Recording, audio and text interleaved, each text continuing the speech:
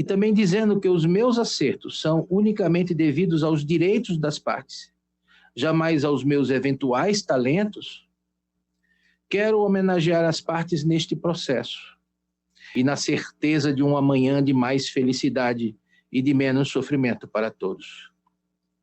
Muito obrigado e que Deus a todos nos ajude. Eu acredito no Brasil, acredito no povo do Brasil, mas censuro as hipossuficiências pelas quais nós atravessamos com insistência. E já era tempo bastante de superarmos tantas mazelas, tantas dificuldades, tantas desigualdades, tantas incompreensões. Nós lutamos ainda como se tivéssemos sido estabelecidos há poucos anos. Lutamos por encontrar uma identidade nacional. Dizem que somos miscigenados, mas uma miscigenação um tanto estranha, porque a miscigenação verdadeira mede-se na alteridade do agir, no amor com o qual nós não podemos fugir para com quem quer que seja, até mesmo aqueles que desgostam de nós. A esse sim, Santa Madre Teresa de Calcutá dizia, é a quem nós devemos tributar a maior carga de amor. Fui surpreendido, portanto, por uma evolução profissional supostamente tardia, mas apenas àqueles que, embora com os pés no chão, não olham o tempo inteiro para o alto, nem transcendem a própria efemeridade do existir. Também me recordo de outras agruras, como quando, sem saber ao certo como e o que decidir em certas causas de vulto e de autoindagação, simplesmente rezava, olhava para o crucificado e fechava o processo, literalmente. Depois de uma noite de sono, o que acontecia em todas essas ocasiões era impressionante. A resposta que no dia anterior me faltava já estava claramente delimitada na minha mente. Nada do que fazemos no nosso dia a dia passa despercebido da sociedade. Tudo é contabilizado, tudo. E ainda que nós passemos em branco de qualquer reprovação social por equívocos que possamos cometer ao longo da nossa existência, do tribunal de Deus ninguém escapa. Mas, ao mesmo tempo, me evoca a responsabilidade que toda a magistratura tem em relação ao seu povo. Fazer justiça. A propósito, todo magistrado que cumpre retamente a lei de César realiza um ministério de Deus. É o que nos revela São Paulo na carta aos Romanos. E o que faz cair por terra a aleivosia de que, sendo laico o Estado, seus agentes devem invariavelmente ser ateus ou, no mínimo, agnósticos. Essa lógica, outro sim, tem produzido muitas contradições no sistema de justiça entre nós. Um Estado laico, permitam-me a inconfidência, não anda fechando igrejas por aí.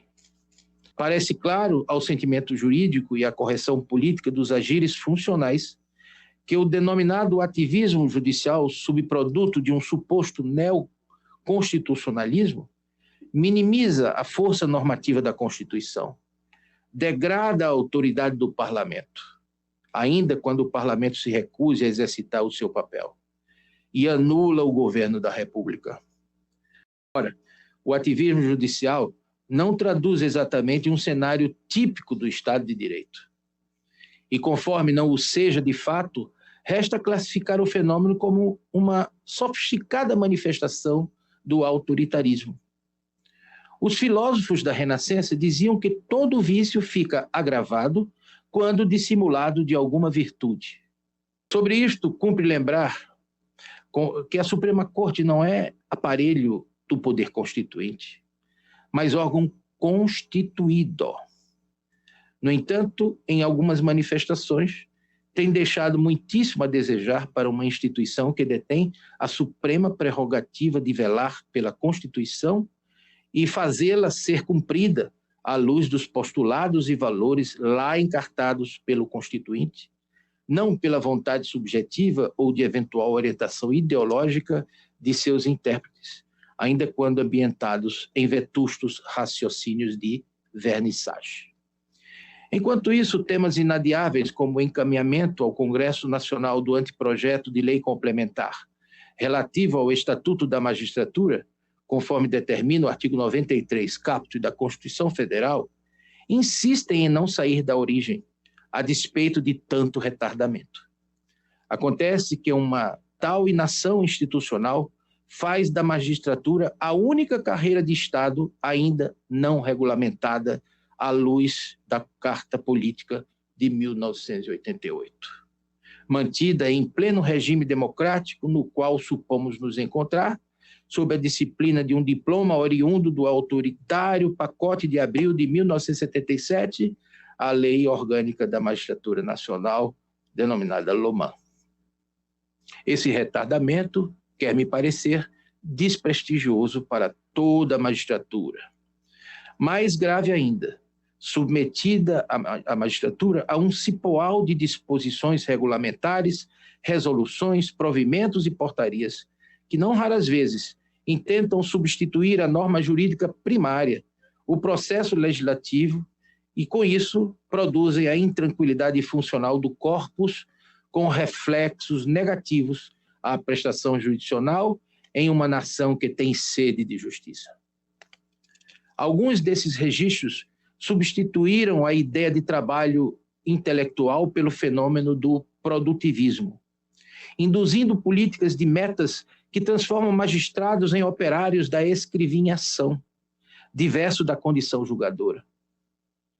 E como se uma repartição de justiça fosse, aspas, chão de fábrica. Além do mais, paradoxalmente, a Suprema Corte entende que, a despeito da regra constitucional que instituiu o CNJ e as suas atribuições específicas, os seus ministros não se submetem ao órgão. O juiz não existe para legislar, conforme Mauro Capelletti. A estabilidade das relações sociais exige que esse comportamento disfuncional seja proscrito do sistema jurídico no Estado de Direito. Sobre isto, compreender a lógica republicana, antes de tudo, é palmilhar os caminhos da paz social. Teratologias não se lhes aproveitam, motivo pelo qual um magistrado não é independente para realizar o antidireito. Errar é uma contingência fatal da condição humana, mas errar voluntariamente é eticamente inconcebível. Ainda quando esse erro se revista de desculpas bem articuladas que chegam a suscitar algum crédito. E por isso fica agravado, no sentido dos filósofos da Renascença. O vício fica agravado quando dissimulado de alguma virtude. Desse modo, o grande terror da humanidade em tempos contemporâneos não é mais o fuzil ou a bomba H, mas o controle universal por meio da informação. Quem dominar esses meios da informação, sobretudo os de natureza tecnológica, adjudica para si o poder e todas as possibilidades que isso implica, nada obstante os paradigmas vigentes. Liberdade sem vigilância é cativeiro, melhor que estejamos atentos. A intangibilidade ascética do jurista é o seu mais genuíno predicado profissional, do qual depende a vida, a liberdade e o patrimônio de milhões de semelhantes. Julgar é sempre uma atitude tremenda, a qual não raro impele o magistrado a algum drama humano, demasiado humano, que se lhe acometa. A humanidade do juiz não é, entretanto, diversa da humanidade das partes. O que lhe reserva medida de autoridade é a relação de competência estatuída em norma jurídica. O que passar disso é arbítrio. Em relação às novas e às futuras gerações, fazer-lhes confiar que é bom ser bom e que vale muito a pena ser justo. Esse é um compromisso civilizatório indeclinável, eis que não há outro caminho para a paz social. Peço permissão aos que me ouvem para saudar a minha terra de Altos Coqueiros, onde a República foi implantada pela primeira vez nas Américas, e na qual o anseio libertário, embora atualmente um tanto adormecido, continua marcado na obra e na lembrança de nossos formidáveis talentos. Apenas para ficar numa ilustração mais próxima de nossos dias, lembro um frevo-canção de autoria do maestro Capiba, cuja letra, em arremate, faz uma ode brilhantíssima à pernambucanidade. Peço permissão para reproduzir. Viemos defender a nossa tradição, e agora cantando, e dizer bem alto que a injustiça dói. Nós somos madeira de lei que cupim não rói. Muito obrigado e que Deus, pela intercessão de Nossa Senhora Auxiliadora, a todos nos abençoe.